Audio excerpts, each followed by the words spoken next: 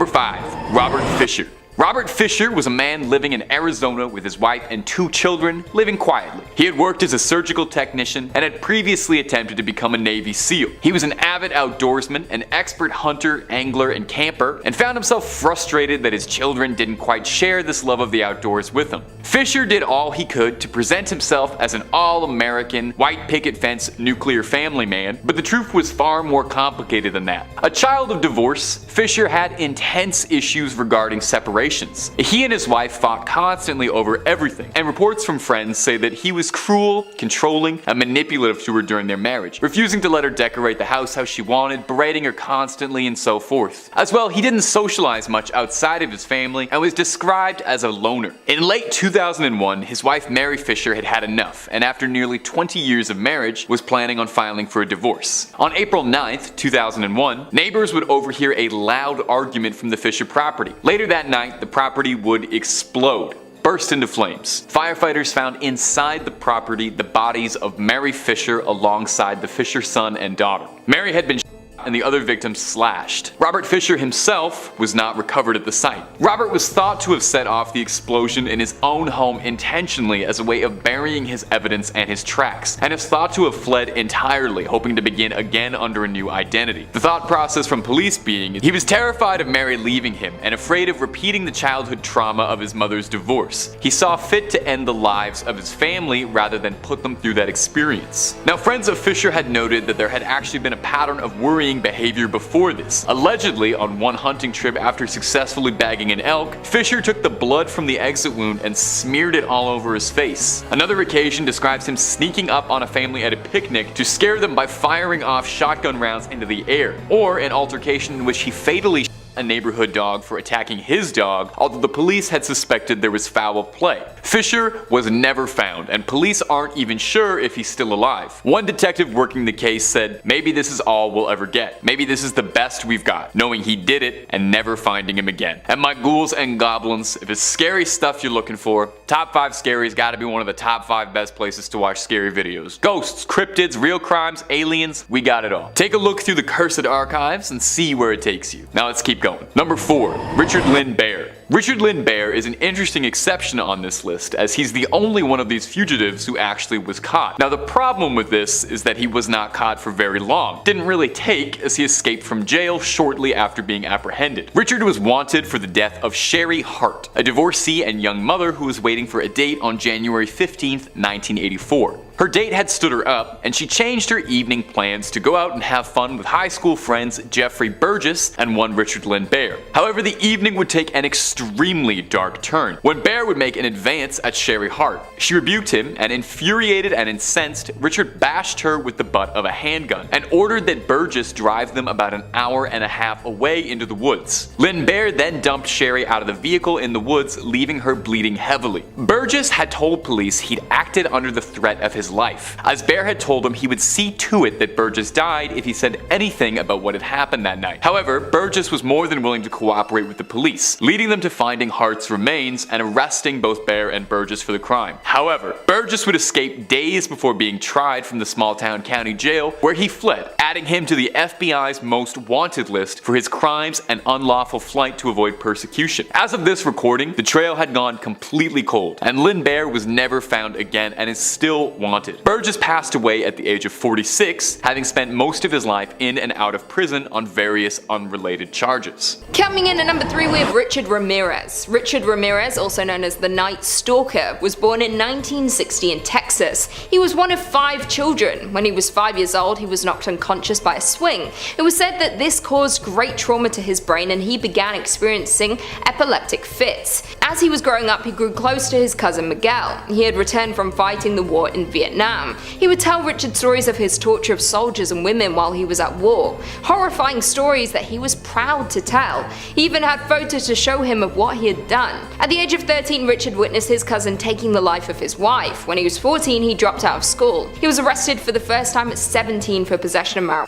He then moved to California, where he started to do crimes to get by. He started to cultivate an interest in Satanism, leading him down an even darker path. His theft turned to violence in 1984 when he committed his first home invasion. In the 60s, it was more common to leave your doors unlocked as people were not as concerned about safety issues in their neighborhoods. Richard took advantage of this. He would move in the dead of night, stalking women who were home alone. At first, his attacks would be months apart, but they soon got more frequent. Although some of his victims managed to escape, he was still able to avoid detection. They could not track him down, but his satanic symbolism left at the scene was a clear indication that it was his doing. He soon coined the term Night Stalker as he snuck into people's homes during the night undetected. In his final attack, he left a footprint. His car was spotted, and his victim gave a detailed witness report. This led to his eventual capture. He was beaten by LA residents while attempting to steal a car. His face was all over the media at this point, and he had nowhere to hide. During his rampage throughout a number of years, he took the lives around 14 and attacked dozens more.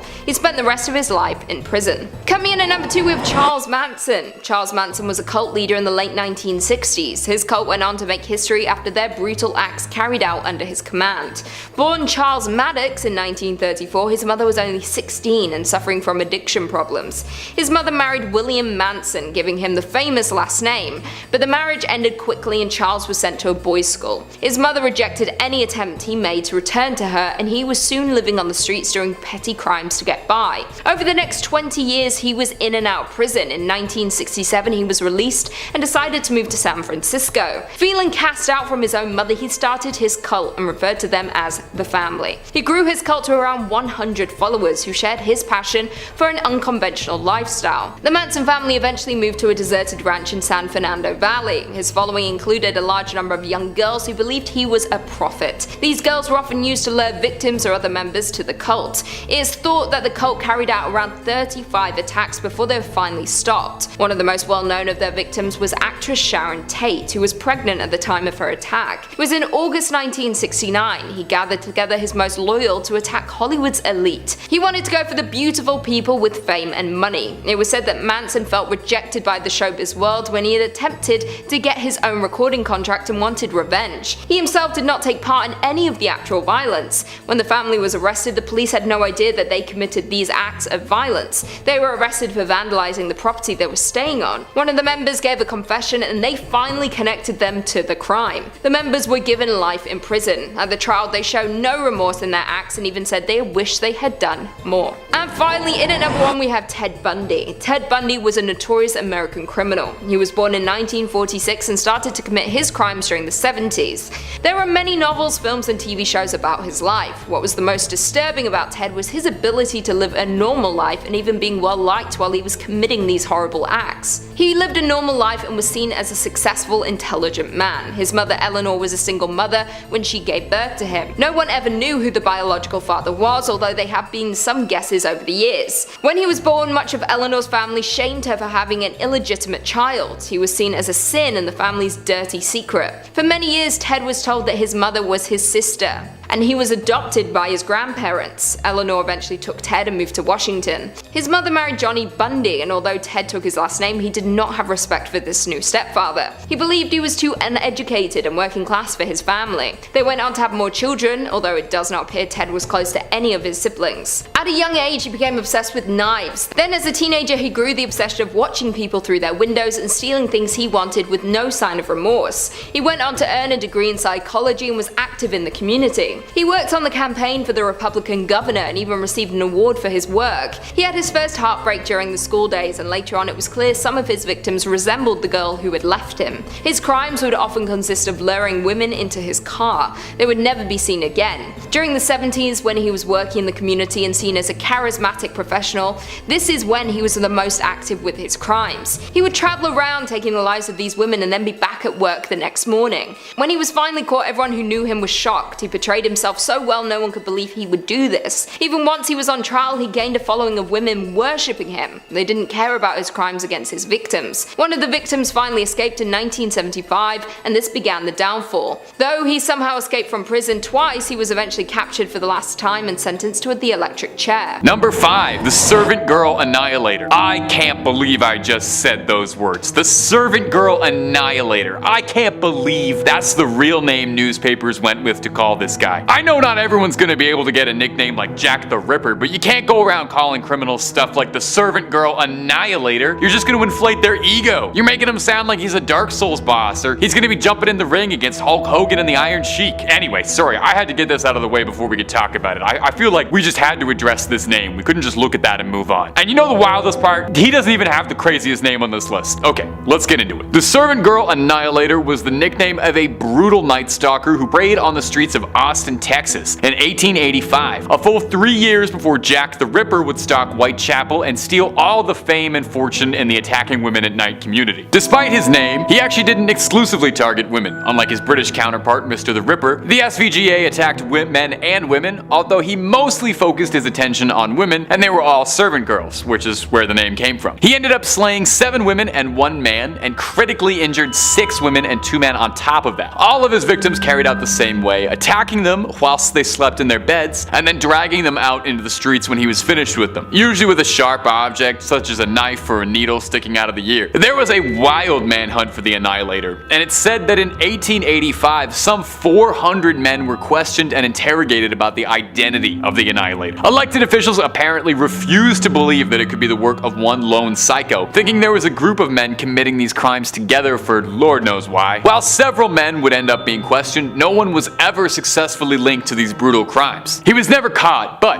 an increased presence by sheriff's department and citizens forming an armed militia to protect the streets were enough to scare off whoever was doing it into fleeing the area, and eventually the crime stopped. So where did he go? That's the question, because he was never found. There are some who even wonder if perhaps maybe he bought himself a train ticket and found his way to Whitechapel to continue his spree. And my friends, if you're looking for more true crime stories, more rumors, whispers, conspiracies, cryptids, aliens, video games, movies, and whatever else we got, Top 5 Scary has it all. Number 4, Bible John. Everyone on this list has a weird nickname. Everybody. I'm gonna tell you that right now. I'm just gonna spoil that for you. Coming up next on this list is going to be Bible John, who's got a name that is deceptively unassuming. Bible John was an infamous executioner who preyed on women in Glasgow in the late 60s. All of his victims he met at a popular nightclub, the Barrel and Ballroom. He operated for a few years and is confirmed to be connected to at least 3 cases and maybe more. He was subject to one of Scotland's most extensive manhunts. He was the first time a composite sketch in the country was ever used as the front page of the newspaper. All because there were so few details about the case or just who he was. What few tidbits of trivia and information we have on Bible John, his crimes, his motives, and his modus operandus come from one of the victim's sisters, who very briefly shared a taxi with Bible John and her sister on the night of her death. Her very brief witness, it was only a 20-minute trip, was all the information they had to provide investigators to form a psychological profile of him, aiding in the investigation. Now, the name Bible John would stem from his practice of obsessively quoting the Bible and ranting and raving about adultery to his victims before, well, you know. The statement we have with Gene Puttock states that in the short period of time they spent together, he was making nigh constant and frequent references to specific Bible passages and really hammering home how much he hated adulterous women. He preyed on brunette women who all looked fairly similar and found them all at the same nightclub, charming them and then attacking them. Their bodies would later be found naked in the streets with signs of strangulation. The only witness, one Gene Puttock, passed away in 2010, with no more leads and the case having been on ice for nearly 50 years. It's very unlikely Bible John will ever be found anytime soon if he's still out there. Number 3 on this list is Idi Amin. Idi Amin was a horrible individual who was brutal in every sense of the word. He overthrew the government in Uganda in 1971 and was in power there until 1979, when he was finally ousted. During his time in power, he showed the world just how horrifically evil he was. History.com says, once in power, Amin began mass executions upon the Akoli and Lango Christian tribes that had been loyal to Obote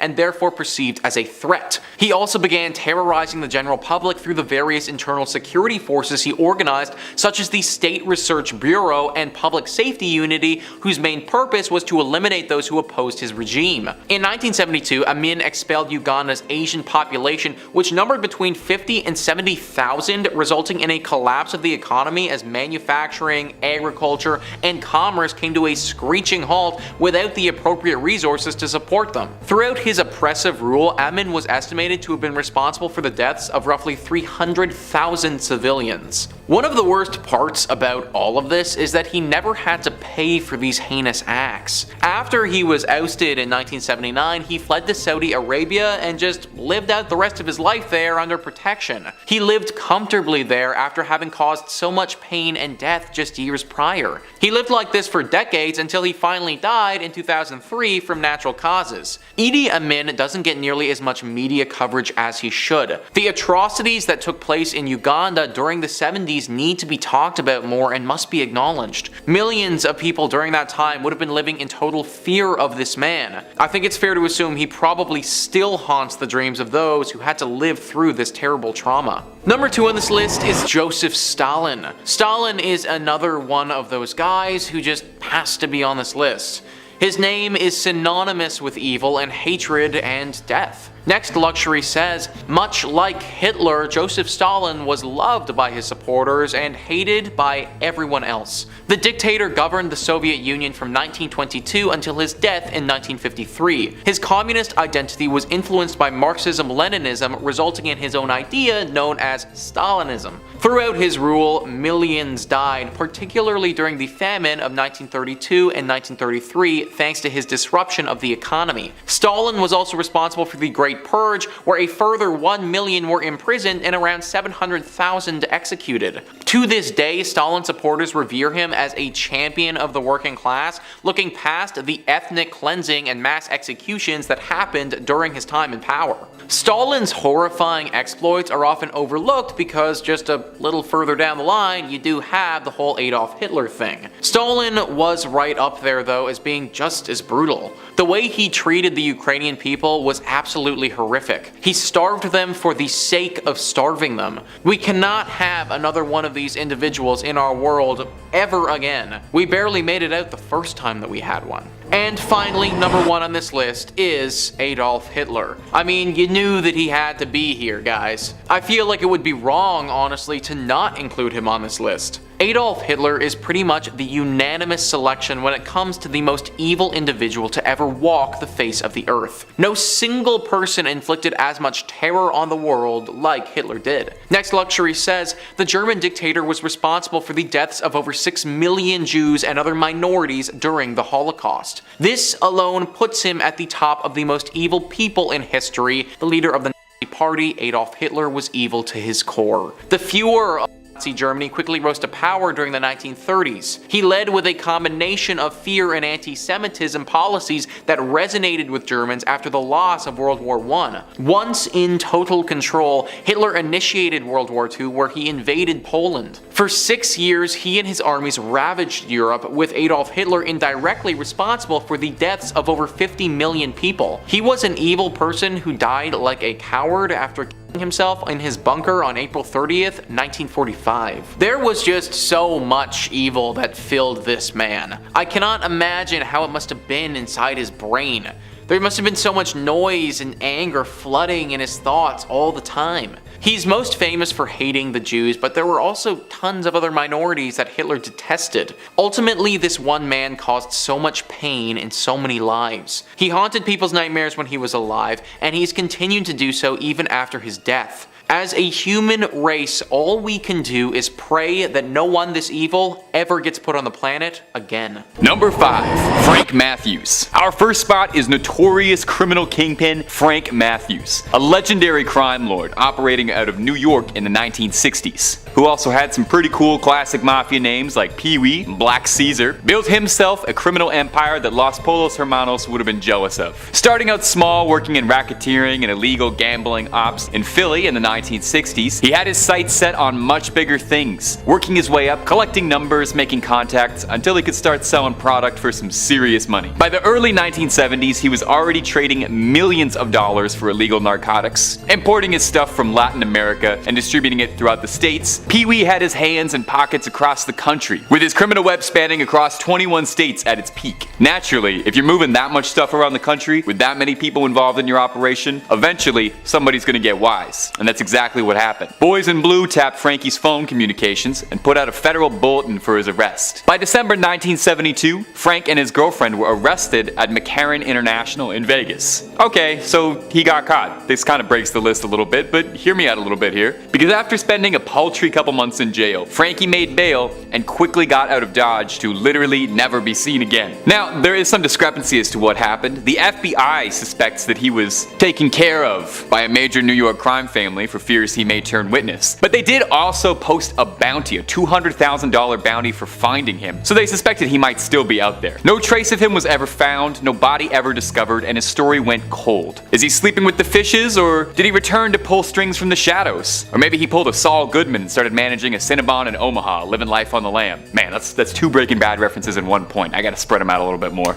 We got lots more than awkwardly wedging in Breaking Bad references on Top 5 Scary. We've got the best horror content on the web at least twice a day, every day, so hit subscribe and stay spooked. Number 4, the Pickler. You know, at first glance, this is not a particularly threatening nickname. It kind of sounds like the absolute lamest Z-tier excuse for a Batman villain that you'd throw in as a warm-up before, fighting the actual cool villain of that issue. Well, names can often be so deceiving because there really is not a lot that's funny about the Pickler once you understand why they called him that. He's maybe one of the most bizarre and macabre criminals I've ever read about. The Hungarian Bela Kiss lived in a small village near Budapest in the early 20th century. He lived with an elderly maid, but otherwise kept to himself, didn't have a tight circle of friends, but he did enjoy frequent female company. I mean, of course, with a name like Bela Kiss, makes sense. I gotta stop trying to make this guy sound cute, because I'm gonna regret it in like 1 second. In 1914, during the height of the First World War, Bela left to fight with his country. Now, wartime sometimes necessitates borrowing resources wherever you can, and the Hungarian army was short on gas. On Bela's isolated property were dozens upon dozens of oil barrels, all conspicuously laid out in his yard. Someone alerted the soldiers, and they went to go borrow a cup or two, and were shocked to discover that upon cracking open the barrels were the bodies of several women floating in alcohol in a depraved attempt to preserve the corpses, hence where the foul nickname the Pickler came from. See, it's not nearly as funny once you know why they call him that. 20 barrels, 20 missing women. That's somehow not even the scariest, craziest part of this whole story. The women had punctures in their necks and were drained of blood, which sounds completely made up that this guy might also have been a vampire. Now, the Hungarian army moved to seize Bela immediately, but tracking him proved rather difficult, as he had a fairly common name and was also, he was in a war. Somehow, Bela was alerted that police had discovered his operation, and he left a corpse posing as himself in a military hospital and fled, never to be found again. Reported sightings popped up for a few years here and there. Allegedly, he moved to New York to begin a new life, but Bela eluded capture for the rest of his life. Unless he really was a vampire and is still out there, but I don't even want to entertain that possibility. Number 3, Bradford Bishop. Until I can prove that he's dead, I'm going to assume he's still alive. That's the words of Montgomery County Sheriff Raymond Knight, speaking on our next entry, Bradford Bishop. This notorious criminal has been on the FBI's most wanted list for years, and has managed to elude capture this entire time. In fact, he was taken off of the FBI's most wanted list in late 2018 to accommodate more serious fugitives, had FBI had some reason to believe he might not even still be alive. Bradford Bishop was an unusual case, as he was a fairly promising career man with no stains on his record. He was working as a counterintelligence official, a former army serviceman, and he worked as a diplomat. Life seemed to be going fairly well for Mr. Bishop, who fathered 3 children with his wife Annette, where they lived in Bethesda, Maryland. On March 1st, 1976, Bradford was passed over for a promotion at work that he was due for. He left the office a little bit early, telling his secretary he wasn't feeling well that day. He would then drive to his bank, he withdrew a large amount of money, and he went to fill up gas in his car and then to a hardware store to purchase a shovel, pitchfork, and a sledgehammer. Bradford would then return home and ended the lives of his family members one by one. He would carry their bodies into the trunk of his car, where he drove them deep into the swamp nearly 300 miles away, where he buried and lit the bodies ablaze in a shallow grave, burning the remains of his once happy family. There would be a few sightings of Bradford afterwards. He was last seen buying tennis shoes with an unknown woman and a dog March 2nd. On March 18th, his car was discovered by police at an isolated campground all the way over in Tennessee. The contents of the car were unnerving. A blood-soaked blanket, a shotgun, an axe, and the well for the spare tire was soaked in blood. A jury indicted Bradford, and that was the last time any evidence of the case ever emerged. Now, since then, there have been numerous unproven sightings, sporadically appearing throughout Europe mostly, but nothing that has contributed to an arrest. If Bradford Bishop is still alive, he is 86 and has still evaded capture. Number 2, the Freeway Phantom. The Freeway Phantom was the self-given nickname of a serial criminal around Washington, D.C. who has never been identified. He first made himself known in the early 1970s, seemingly taking a page out of the Zodiac's coded puzzling handbook. The Freeway Phantom taunted the police with cryptic messages and puzzles teasing his capture. 18-year-old Brenda Denise Woodard was found dead in November 1971 with a note inside one of her coat pockets. The note read out as follows: "This is tantamount to my insensitivity to people, especially women. I will admit the others when you catch me if you can. Signed, the Freeway Phantom." The name happened to catch on. There are few criminals who offer to write their own monikers, but clearly the Freeway Phantom had a brand in mind. Over the course of a 17-month period, 6 similarly aged young black women were found all along the highway, all missing their shoes and all showing visible signs of trauma. Police had been working on what they thought had been promising leads, including an investigation into 2 former police officers who were being convicted of a separate crime. However, none of these investigations ever turned up anything concrete, leading the FBI to take charge of the case in 1974. However,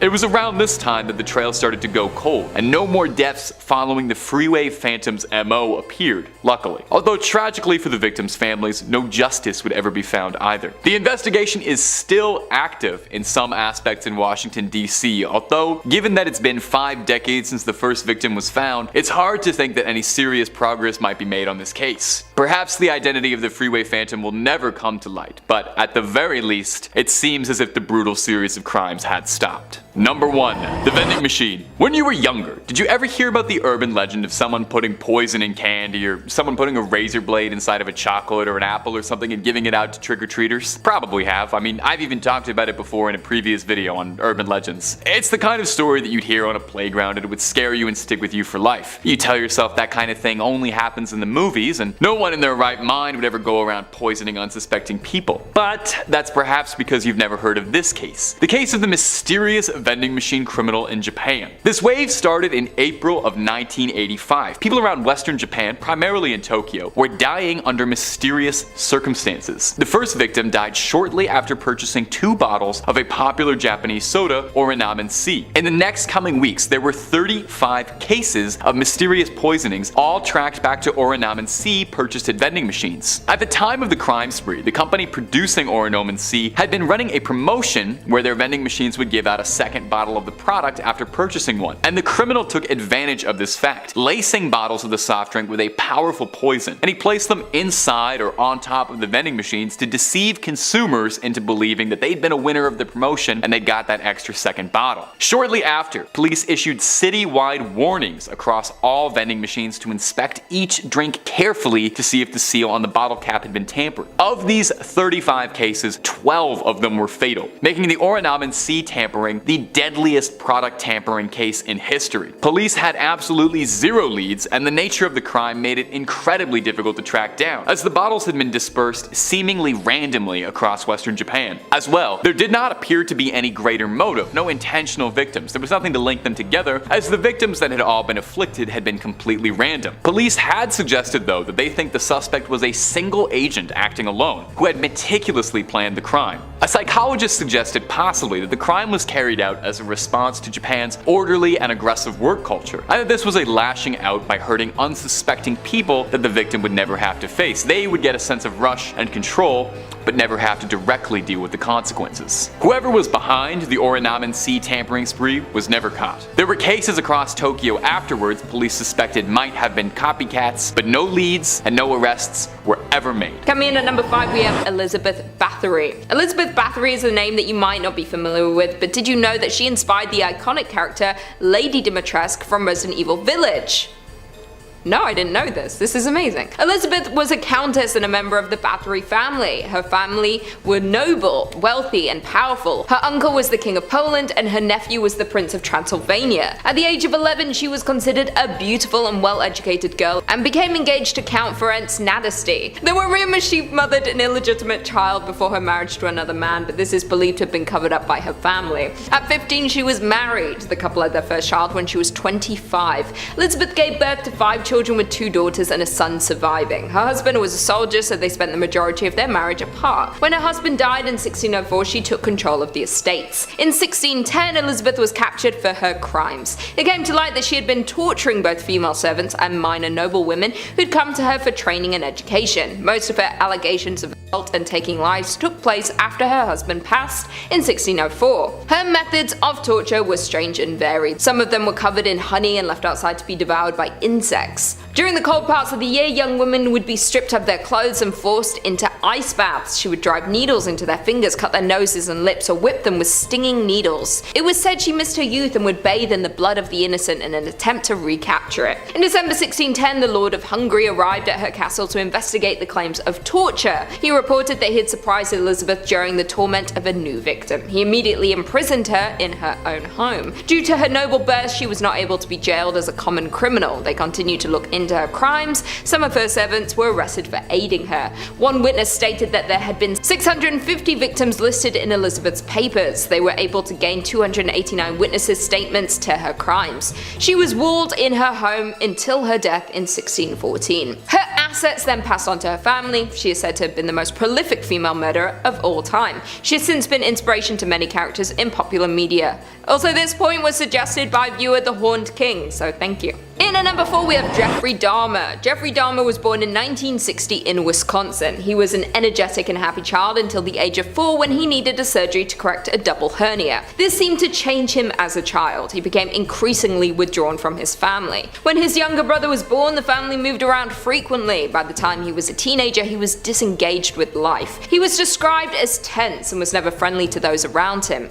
When he was 14, he started having a compulsion to necrophilia. When his parents divorced, it was angry and bitter. This became the catalyst for turning his dark thoughts into actions. His alcohol consumption got out of control, he dropped out of college, and his father insisted that he enroll in the army. Dahmer enlisted in 1978 and was posted in Germany. He was discharged from the army in 1981 for his excessive drinking. The German authorities were also looking into his connection between Dahmer and some missing people in the area where he was posted. Dahmer was repeatedly arrested for his disorderly conduct connected to his drinking. It wasn't until later that his true crimes came to light. Between 1978 and 1991, Dahmer took the lives of 17 men. He often chose victims who were on the fringe of society, those who were borderline criminals so that their disappearances would be less noticeable. He lured his victims to his home by seducing them. He then took their lives and satisfied his necrophilia urges. He would also keep body parts and photos as souvenirs of his acts. Dahmer took his first life just after graduating high school. He did this at his parents' house and hid the evidence. While living with his grandmother, he took 3 more lives. She was unaware of this but kicked him out due to his late nights and heavy drinking. He was arrested and put on trial in 1989 for his encounter with an underage boy he claimed to think was much older. While on trial, he was still committing gruesome acts while pleading his innocence in court. He was let back into the world. It wasn't until 1991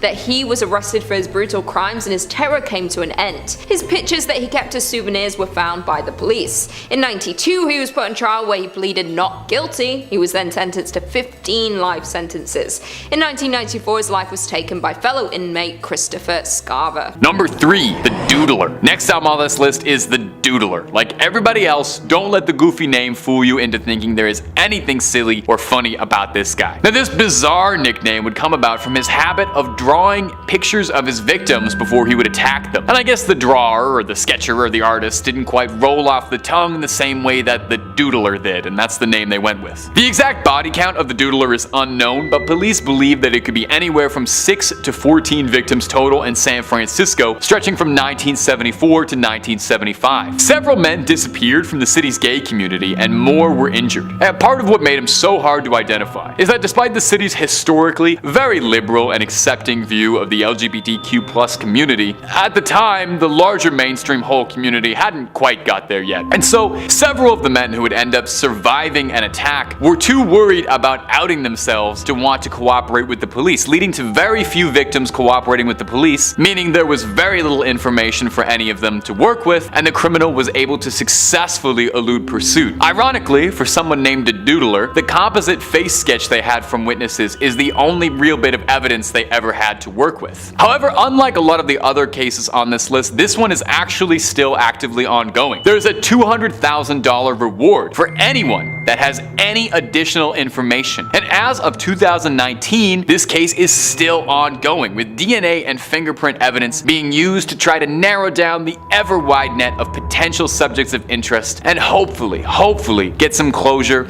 on a horrible chapter in San Francisco's history. Number 2, the Pickler. Now, I've talked about the Pickler before on this channel, but his story is so horrifying and honestly unbelievable that it's worth repeating at least once. Again, goes without saying, like every single entry else on this list, the Pickler leads you to believe this is going to be a silly story, but wait about a minute, I'll explain why he's called the Pickler and all the pieces will come together and you'll regret clicking on this video. This one's kind of a dark one. The Pickler's real name was Bela Kiss, and he worked as a tinsmith in the early 1900s, living in a humble small village in Hungary. He had been married and he had children, but his wife had left and with her took the children. He moved in a housekeeper who served as his sole faithful companion. His housekeeper would note that he seemed to entertain a plethora of female guests and was never hurting for women's attention, although she didn't talk to any of the guests much. Outside of his women callers, Kiss was actually fairly isolated. He kept to himself mostly, he didn't interact with his neighbors much at all, or the community as a whole, instead preferring to tend to himself and living quietly alone with his housekeeper and his big collection of metal drums. He had a stockpile of metal drums all over his property, and when people would ask about them, he said that he was stockpiling gas. In 1914, Kiss would be conscripted to serve with the Hungarian army and left behind his home to his noble housekeeper. While deployed, Hungarian soldiers were running low on resources, and when they needed gas, some soldiers on patrol saw fit to take from Kiss's collection all over his property. However, when they went to recover the gas, they were shocked to discover what the barrels actually contained. No gas to be found, but instead the bodies of several missing women floating in alcohol in an attempt to preserve or pickle their corpses.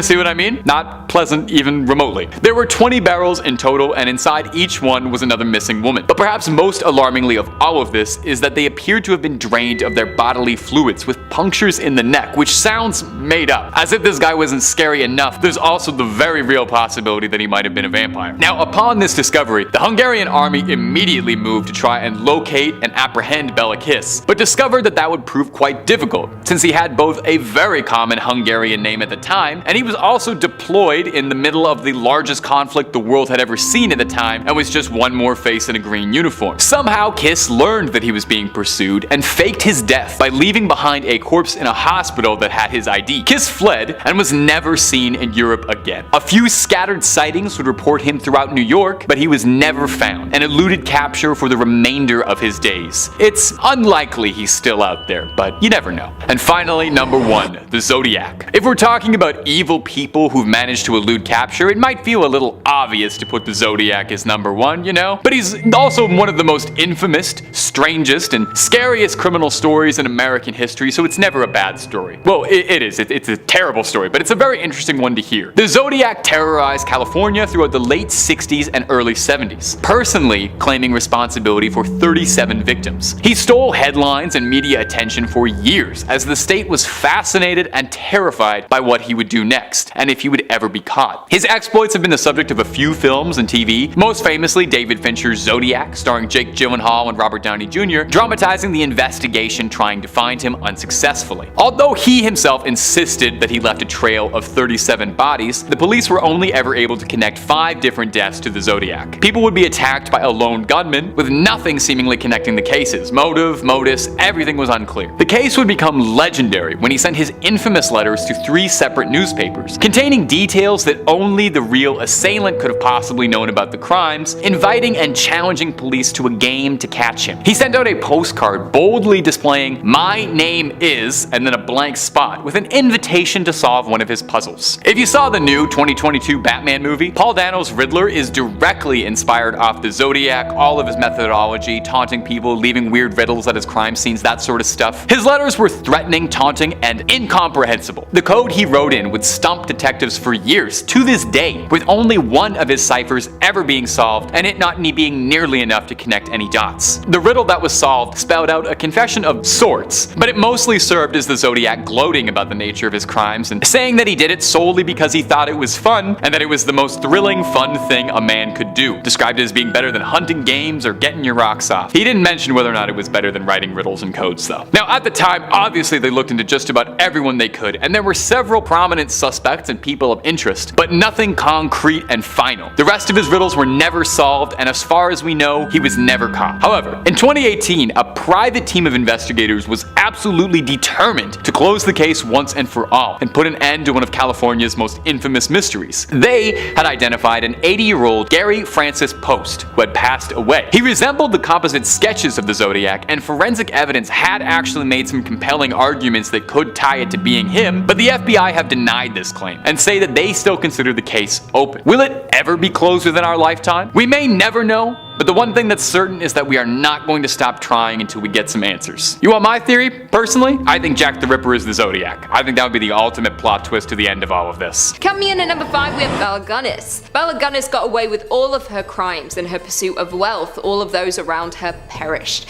It is believed that she had around 40 victims between 1884 and 1908 before she disappeared without a trace. Bela was born in Norway and immigrated to the US in 1881. Her birth name was Brynhild but went by Bella. She was born in 1859. She decided to move to the US in search of money. One of her favorite ways to do this was through insurance claims. She met her first husband in 1884. He was a wealthy man who owned his own business. Not long after they were married, their home and store burned to the ground. They claimed the insurance for both buildings. Not long after this, her husband passed away due to heart failure. This was the first time it seemed suspicious, as he passed on the day his old and new life insurance policies overlapped. She claimed on both policies. Even with all of this insurance money, Bella was not done, and more unexplained deaths followed her sociopaths. She married her second husband, Peter Gunness. Not long after this, Peter's daughter and he himself passed away, along with her adopted daughter a few years later. It was at this point that Bella had bought herself a farm with a large amount of land where she spent the majority of her time. She began to use lovelorn columns to look for potential suitors. They would go to her farm, bringing with them large amounts of cash, but once they arrived, they were never found again. After years of this happening, Bella fled. An investigation found 40 victims on her property. She was never interrogated, so we will never know if there were other crimes that she committed. She was one of the most dangerous black widows of all time, leaving no man alive in her pursuit of wealth.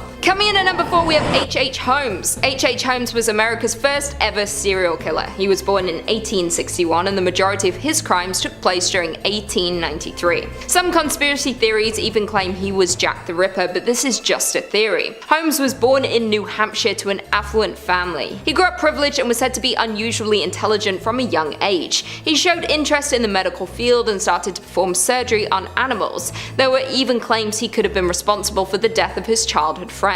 His life of crime first began while he was studying medicine at the University of Michigan. He was found stealing corpses and using them to make false insurance claims and then experimenting on them. In 1885, he moved to Illinois, where he ran a pharmacy after the owner mysteriously vanished. With his respect in the community and family wealth, he began to construct a hotel nearby. The house was a maze of hidden passageways, trapdoors, and rooms soundproofed behind thick walls. His quarters were on the top floor, while guests would stay on the middle and ground. Although it seemed like a high-end hotel, many visitors did not ever check out. He had hidden rooms where he would trap and torture guests. He would leave them for days without food or water before dumping them down a chute to the basement where he'd set up his lab for his experiments. It was said not only did he lure guests to the hotel, but also those looking for employment. He would hope that if travelers went missing, no one would have known their last location or come looking. Before social media, it was not as easy to know where someone was staying while they traveled. He also had a habit of getting engaged just to have his fiancée disappear before they could get married. It is estimated that before his eventual arrest, he had taken the lives of 20 to 200 people throughout his life. This shocked the world. Nothing like this had ever happened before.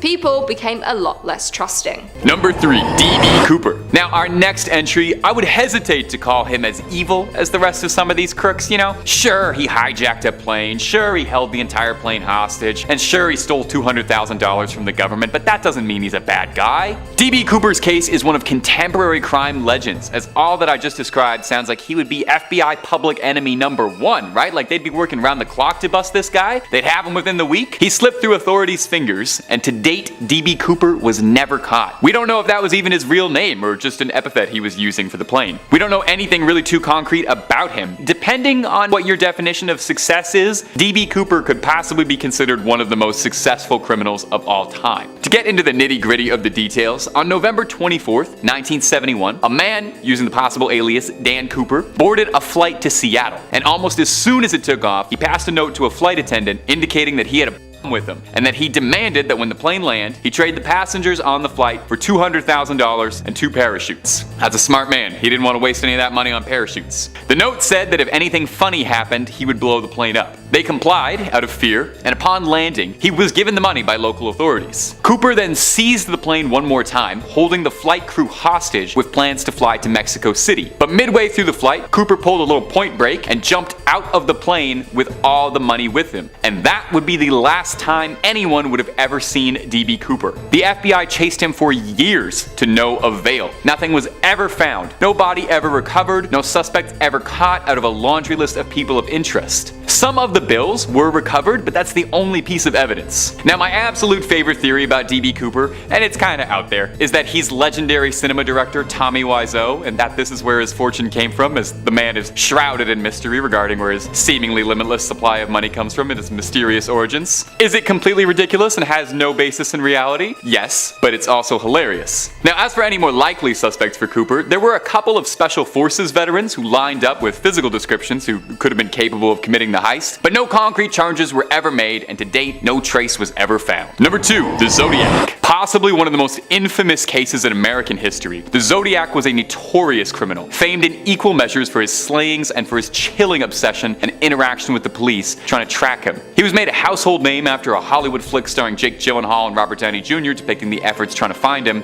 The Zodiac is known to be responsible for 5 different deaths terrorizing California in the late 60s and early 70s, although he himself claims responsibility for 37 victims. The Zodiac case became legend when he sent his now infamous letters to 3 separate newspapers, providing details only he could have known about the crimes, and challenging the police to a sick game of sorts, sending them incomprehensible ciphers and riddles that supposedly contained clues to his identity and the crimes within. Only one of his ciphers was ever solved, and the rest remain a mystery. The Riddler from the new Batman movie is a direct inspiration from the Zodiac's sinister dealings. For 5 years, the Zodiac would taunt his pursuers with riddles and codes, sending horrifying cards, taunts, a letter boldly displaying "My name is blank," and then a cipher below it teasing their inability to find him. A postcard with his symbol written in blood, amongst others. Part of what makes the Zodiac such a fascinating and truly horrifying case is how much he seems like a movie bad guy come to life. The planning makes him out to be some sort of sinister criminal mastermind, and it's hard to disagree with that proclamation when he's completely eluded any form of capture for the better part of 50 years. There were several possible suspects as to who the Zodiac could have been, but nothing conclusive. To date,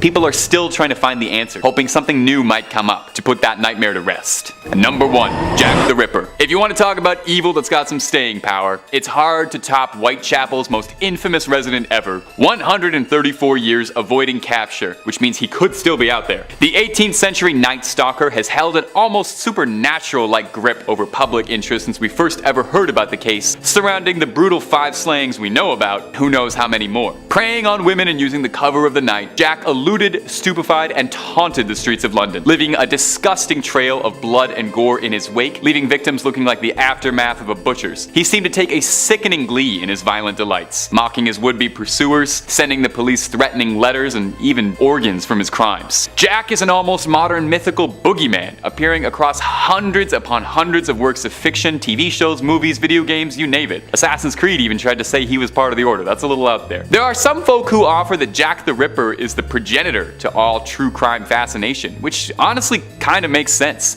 As much as he terrified Londoners at the time, the media was obsessed with him, with the original media buzz surrounding him, paralleling how we talk about most brutal crimes these days. You can bet your bottom pounds that if Jack was terrorizing London today, there'd be podcasters talking about him in between sponsored ads for MeUndies. Jack's crimes shocked Londoners, as the vicious and public nature of the slayings were not exactly commonplace. So surely, in 130 years, someone had to have some idea as to who Mr. the Ripper was, right? Well, with a case as famous as this, obviously there are some options. A quick glance at Jack's Wikipedia page suggests a possible 31 different suspects over the years who've all been attributed to it. And those are just the ones who made the page. It's worth noting that we are still looking. We are still trying to find him, put this case to rest, because everyone wants to be the one to say they unmasked the Ripper. Number 5 on this list is Tomás de Torquemada. This is a name that is often forgotten. Thomas isn't often talked about in the same conversations as some of the other people on this list. He didn't kill as many people as some of the other people here, but don't think for a second he wasn't as evil. Had he the means to do so, he assuredly would have killed far more people than he did, and he still killed a ton. Next, Luxury writes, the first Grand Inquisitor, Tomás de Torquemada, was a religious zealot. Like many in Spain during the 14th century, he believed Catholicism was the one true religion, and anyone who disagreed had to be punished. The Spanish Inquisition was established to help combat heresy, but actually helped solidify those in power who ruled through fear and violence. De Torquemada was one of the nastiest members of the Spanish Inquisition who used brutal torture methods to get confessions from prisoners. He was also responsible for burning thousands of non-believers at the stake. It wasn't even enough for you to convert to Catholicism, this guy would still come after you even if you did. If he thought you converted because of fear or some other reason he deemed unfit, then he'd force you to wear certain garments and torture you. Heretics would get waterboarded and then often killed afterwards. He saw to the expulsion of over 40,000 Jews from Spain as well. He kicked them out, only allowing them to leave with what they could carry, having to abandon their homes and their livelihoods. On top of this, he killed thousands of people too. This guy was absolutely messed up and would do anything in his power to keep Catholicism alive in Spain. I guarantee that if you lived in Spain during the 1500s, then this guy would definitely have been haunting your dreams. Number 4 on this list is Osama Bin Laden. I think we all know this name, and I wouldn't be shocked if some of you have already been haunted in your dreams by it. Next, Luxury writes, unlike many of the other evil people on this list, Osama Bin Laden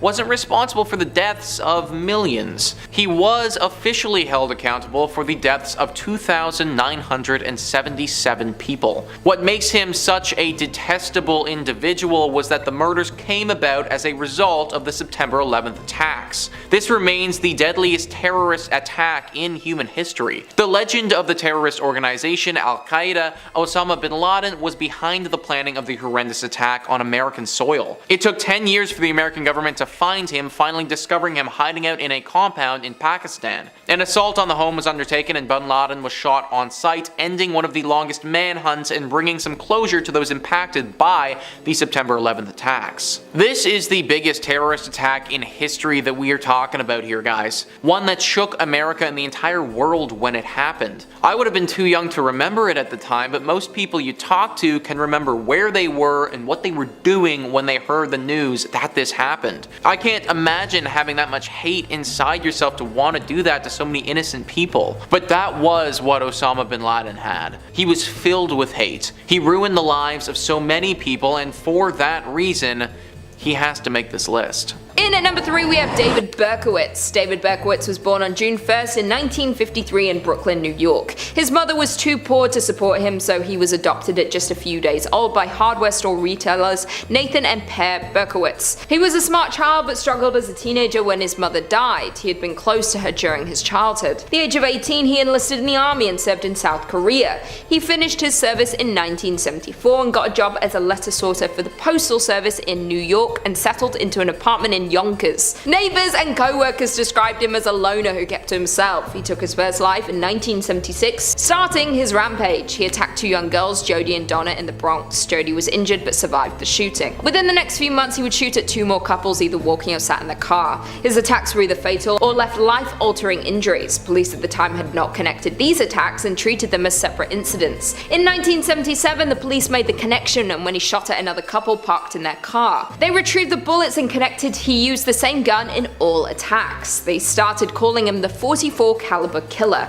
In the following months he took 3 more lives, but this time he left a letter addressed to the NYPD. In the letter he called himself the Son of Sam. Throughout his rampage he left various letters taunting the NYPD. As a result there was a massive media coverage. He loved the spotlight and this only spurred him on more. New Yorkers live in fear and it became the biggest manhunt that New York had ever seen. His capture came when he attacked again and a witness noticed him driving away in his car that he had a parking ticket on. Only a handful of tickets were given out that day. They were able to link this back benefactor Berkowitz. While in custody, he tried to blame his crimes on his dog, claiming that his pet was possessed and telling him to do it. After all of these attacks, he had taken 6 lives and wounded 9 others. Media outlets began to pay him to share the story. This led to a new law called Son of Sam laws that prevents criminals from profiting from their story. He was given 6 life sentences and had repeatedly been denied parole. He is currently 67 and in a facility in upstate New York. Coming in at number 2 with Albert DeSalvo. Albert DeSalvo was born in 1931 in Massachusetts. From an early age, he was in and out of trouble with the police, leading him to become the famous Boston Strangler. He has a rough upbringing with his 4 siblings. They struggled with their angry and aggressive father. He, like many others on this list, spent some time listed in the military, until he was discharged for disobeying orders. When he moved back home, he settled down and married Irmgard Beck. They lived modestly. His wife gave birth to a handicapped child, and Albert managed to sustain and provide for his family. He feared having a second child and fears they too would suffer as the first child did. They did eventually welcome a second child who was born fully able. He became a loving family man. His colleagues said he was an outrageous braggart. This led to the police not believing claims that he was the Strangler. Between 1962 and 64, a series of gruesome attacks took place across Boston.